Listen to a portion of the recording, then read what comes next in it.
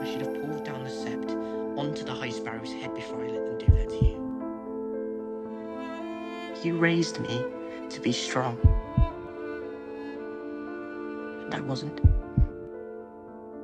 But I want to be. Help me.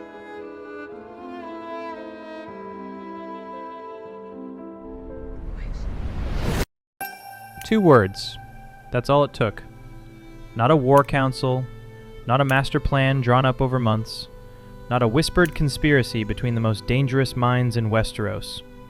Just a teenage boy, standing in his mother's chambers, feeling small and ashamed and completely broken, reaching out the only way he knew how.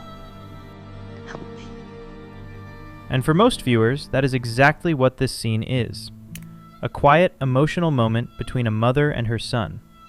Cersei comforting Tommen after one of the worst days of their lives. Something tender and almost human in a show that rarely allows either of them to be. But what if I told you that in those 2 words, Tommen Baratheon unknowingly handed his mother the blueprint for the single greatest act of mass murder in the history of Westeros? That the boy who would become the most tragic casualty of the Sept explosion was also, without knowing it, the one who ordered it. Because here is the truth. Cersei did not blow up the Great Sept of Baelor out of pure spite or cold calculation. She did it because her son asked her to. As always, I'll get into all of that in detail. But first, we need some context. To understand what Cersei hears in that room, you need to understand what she has already decided before Tommen walks through the door. Because by this point, the walk of shame is over. The humiliation is over. And the woman sitting in those chambers is not processing grief or trauma or defeat. She is past all of that. She has already moved somewhere much colder and much more dangerous, to the quiet, focused place she always goes when someone has taken something from her. She is not waiting to recover. She is waiting to begin. And then her son walks in. Guilty, ashamed, small. The king of the 7 kingdoms, standing in front of his mother like a child who broke something he cannot fix. And everything Cersei has been holding since that walk, every humiliation, every step on that cold stone, every piece of filth the crowd threw, suddenly has a direction. All it needs now is a word. Now listen to everything Tommen says before those 2 words, because this is where the story gets genuinely devastating. He tells her he should have executed them all. He tells her he should have pulled down the sept onto the High Sparrow's head before he let them do what they did to her. He tells her she raised him to be strong, and he wasn't. And then, at his lowest, he looks at his mother and says, Help me. On the surface, this is a son apologizing, asking his mother to teach him how to be the king she always believed he could be. And that is exactly how Tommen means it. But Cersei does not hear an apology. She hears a command. Because here is what you have to understand about Cersei Lannister. She has never been able to fully separate herself from her children. In her mind, they are not just people she loves. They are extensions of her. When they suffer, she suffers. When they are humiliated, she is humiliated. And when they ask her for help, she does not give advice. She eliminates the threat. Whatever it takes, however far it goes. So when Tommen says, "Help me," he is asking his mother to teach him strength. But what Cersei hears is her son giving her permission. Permission to do what she has already been thinking about since the moment they put her in that cell. And when she says, Always. that single word, it is not comfort. It is a covenant. A cold, quiet promise from the most dangerous woman in Westeros to the boy she loves more than anything in the world. A promise she is about to keep in the most catastrophic way imaginable. Because here is what nobody talks about when they discuss this scene. Cersei already knows something that almost no one else alive knows. The Mad King, the same king Jaime killed to stop him burning King's Landing to the ground, spent the last years of his reign hiding caches of wildfire beneath the city, beneath the tunnels, beneath the streets, and beneath the Great Sept of Baelor. Jaime killed him before he could use it, but the wildfire never went anywhere. So when Tommen says, "Pull down the Sept," Cersei does not need to invent a plan. She just needs to confirm that the means already exist. That is exactly what she does. Almost immediately after this conversation, she goes to Qyburn, her spy master, her confessor, her instrument, and asks him to look into an old rumor, a rumor left behind by the previous king. By episode 8, Qyburn confirms it. The caches are real. The wildfire is there. And Cersei already knows exactly whose head she is going to bring the building down on. She kept every single part of that promise, exactly as described. Down to the building, down to the method, down to the man. She was helping him. She genuinely believed that. There is one person in that sept on the day of the explosion who figures it out before the fire comes. And it is not the High Sparrow. It is Margaery. When Cersei does not appear for her own trial, when the most proud and image-conscious woman in Westeros fails to show up for the public moment that will determine the rest of her life, Margaery understands immediately that something is catastrophically wrong. She does not know about the wildfire, but she knows Cersei. And she knows that the only reason Cersei would absent herself from a moment like this is if she had already decided the trial would never happen. So Margaery does something almost no one else in that room does. There's something wrong. She tries to get people out. She tells the High Sparrow they need to leave. Tommen is not here. Why do you think they are not here? She screams at the Faith militant to let everyone go. She understands, with minutes to spare, that Cersei has done something irreversible. She is right. And this is one of the most quietly painful details in the entire scene. The only person who saw Cersei clearly enough to sound the alarm was also the person Cersei hated most. And she died trying to save the people Cersei wanted dead. Meanwhile, Tommen is in his chambers. The Mountain, Cersei's resurrected enforcer, is standing at the door.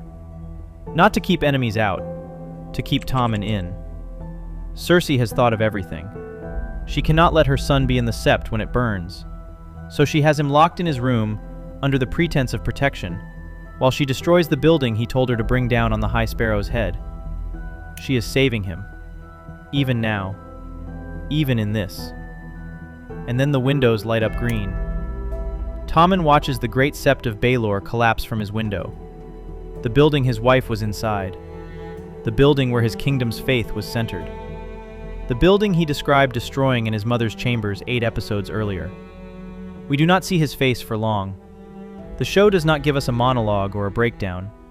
It gives us something much quieter and much more devastating. Tommen takes off his crown. He sets it down, and he steps out of the window. He was 17 years old. After the explosion, after the crown, after the window, Cersei is told her son is dead.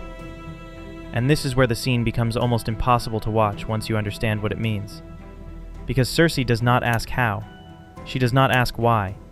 She does not break down or collapse or reach for something to hold on to. She asks one question. Where is the body? And then she gives one order. Burn him. Bury his ashes where the sept once stood. Now stop there. Because this detail is so specific and so deliberate that it deserves its full weight. In Westeros, burning a body is not a neutral act. It is what you do when there is nothing left to bury, when the body cannot be recovered, when the person is gone so completely that even the rituals of mourning cannot reach them. Joffrey had a funeral in the sept. Myrcella had a funeral in the sept. They were mourned, buried, given the ceremonies that say this person existed and mattered and is now at rest. Tommen gets fire. And Cersei's reason, so he can be with his grandfather, his brother, his sister, sounds like grief. It sounds like a mother who cannot bear the idea of her last child lying alone somewhere while his family is together. But look at what she is actually doing. She is burying her son in the ruins of the building she destroyed. The building where his wife burned. The building he described pulling down 8 episodes ago in her chambers. She is completing the act. She started it with wildfire, and she is finishing it with her son's ashes. Whether she knows it or not, she is closing the circle she opened the moment she said always. In the books, George R. R. Martin writes Cersei as someone whose love for her children has always been indistinguishable from her love for herself. She does not fully see them as separate people. She sees them as the best parts of her, which means losing all three of them is not just grief. It is self-destruction by installment. Each child that dies takes a piece of her with them until there is almost nothing left that was ever soft or human or capable of being reached. The show captures this in that single order. Burn him. Bury his ashes where the Sept once stood. Move forward. She does not stay to watch. She has a throne to take. There is one image from this entire storyline that I keep coming back to, and it is not the explosion. It is not the green fire or the falling stones or Margaery's face in the moment she realizes what is coming. It is Tommen at the window. No speech, no breakdown, no final words. Just a boy who took off his crown, set it down carefully on the table, as if he might need it again, and stepped out. Quietly, almost gently, as if he was simply choosing to leave a room he no longer wanted to be in. And somewhere across King's Landing, his mother was watching the same fire from a different window, with wine, with something that looked almost like satisfaction, because she had done what she promised. She had pulled down the sept. She had brought it down on the High Sparrow's head exactly as Tommen described. She had helped him. She just did not understand, could not understand, maybe never could, that the thing Tommen needed help with was never the High Sparrow. It was her. It was the world she had built around him since the day he was born. A world so full of her love and her enemies and her fire that there was no room in it for a gentle boy to simply exist. He asked her to make him strong. She made his enemies disappear. And he stepped out of a window on a quiet morning because the one person he loved was gone. And his mother, the woman who would burn the world for him, was the reason. Help me. Always. 2 words, 1 promise. The most devastating part is not that she broke it. It is that she kept it. Completely.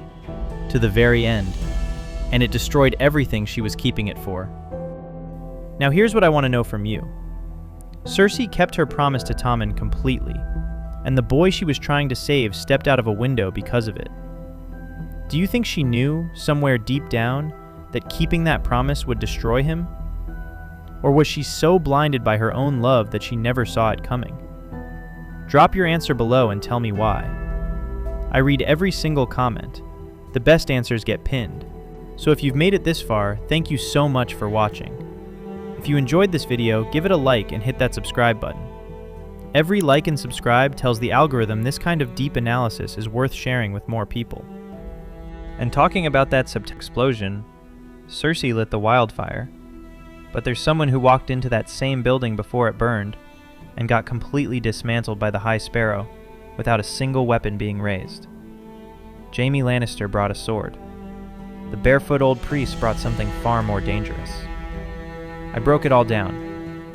I'll leave the link right here. See you there. Until then, stay cold.